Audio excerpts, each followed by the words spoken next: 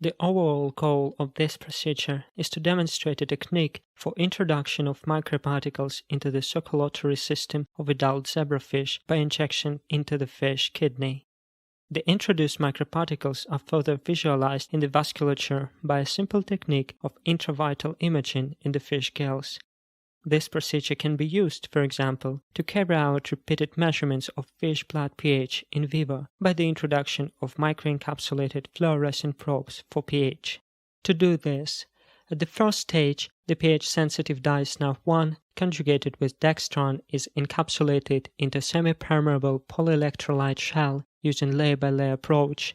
The fluorescent dye is co-precipitated into porous calcium carbonate microcores, and the cores are coated with multiple layers of oppositely charged non-biodegradable polymers and top-coated with a biocompatible polymer containing polyethylene glycol.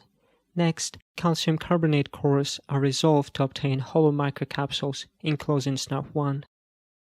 At the second stage, after fish anesthesia and fixation, prepared microcapsules are injected directly into the kidney of the animal to deliver encapsulated dye into the fish circulatory system. Next, minimal surgery is needed to remove gill cover and denude capillaries of fish gills. Then, visualization of microcapsules in the blood and recording of fluorescent spectrum can be done in vivo by intravital microscopy to monitor blood pH.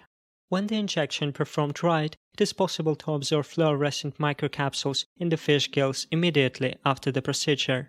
The spectrum of fluorescence of the encapsulated probe can be recorded using a spectrometer coupled to a fluorescent microscope. SNAP1 has two emission peaks, and the ratio between two wavelengths corresponding to these peaks can be used to measure pH.